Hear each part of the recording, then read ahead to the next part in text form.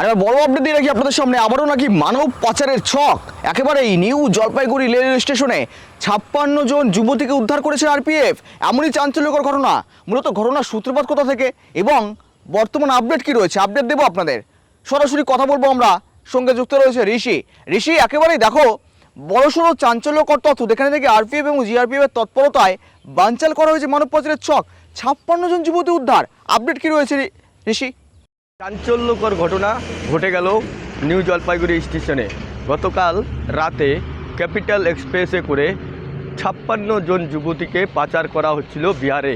তার আগেই পাচারের আগেই কিন্তু উদ্ধার 56 জন যুবতী। প্রথমে জানিয়ে দিই, এই 56 জন যুবতী উত্তরবঙ্গের বিভিন্ন জায়গা থেকে, জলপাইগুড়ি, আলিপুরদুয়ার, ডুয়ার্স থেকে বিভিন্ন গ্রামের যুবতীদের প্রলোভন দেখিয়ে বেশি টাকার বিনিময়ে কোম্পানিতে চাকরি দেওয়ার নাম করে এদেরকে পাচার করা হচ্ছিল। তবে জানিয়ে দিই, এনজিপি, জিআরপি এবং আরপিএফে পুলিশদের সন্দেহ হয়, তাদেরকে আটক করা হয়। আটক করার পরেই কিন্তু দেখা যায় যে এই যে ক্যাপিটাল এক্সপ্রেস বিহারের পাটনার উদ্দেশ্যে যাচ্ছিল, তবে এই পাটনার উদ্দেশ্যে যাওয়ার সময় তাদের কাছে কিন্তু দেখা যায় এক চাঞ্চল্যকর ঘটনা, যে যুবতীরা রয়েছে 56 জন, তাদের হাতে কিন্তু সিল মেরে দেওয়া হয় কত নাম্বার বগি এবং কত নাম্বার সিট নাম্বার। তাদের কাছে কিন্তু কোনো টিকিট বা কোনো কিছু কিন্তু পাওয়া যায়নি। তবে জানা যায় যে এই যুবতীদের ব্যাঙ্গালোরে একটি দামি কোম্পানিতে কাজ করার নাম করে নিয়ে যাওয়া হচ্ছিল।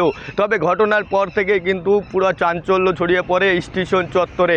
এরপরে জিআরপি এবং আরপিএফ কর্মীরা কিন্তু তাদেরকে আটক করে জিজ্ঞাসাবাদ শুরু করে। পরবর্তীতে একজন কলকাতার বাসিন্দা এক ব্যক্তি এবং শিলিগুড়ির চন্দ্রিমা এক মহিলাকে কিন্তু আটক করেছে। তবে জানা যায় এই যে মানব পাচার কিভাবে করা হচ্ছিল, এর পেছনে আর কারা কারা রয়েছে জড়িত, পুরোটাই কিন্তু এখন তদন্তর বিষয়। তবে জানা যায় এই দুজনকে আটক করে কিন্তু ইতিমধ্যেই জলপাইগুড়ি আদালতে আজ তোলা হবে। ঘটনার পর থেকে এরপরেই কিন্তু যুবতীদের পরিবারের সাথে যোগাযোগ করা হয়, যোগাযোগ করে কিন্তু তাদের পরিবারের হাতে ইতিমধ্যেই তুলে দেওয়া হয়েছে। তবে এই যে মানব পাচার, এই মানব পাচার প্রলোভন দেখিয়ে গ্রামের যুবতীদের পাচার করা হচ্ছিল। তবে এর পেছনে কারা কারা রয়েছে, পুরো ঘটনার কিন্তু ইতিমধ্যেই তদন্ত শুরু করেছে জিআরপি এবং নিউ জলপাইগুড়ি থানার পুলিশ।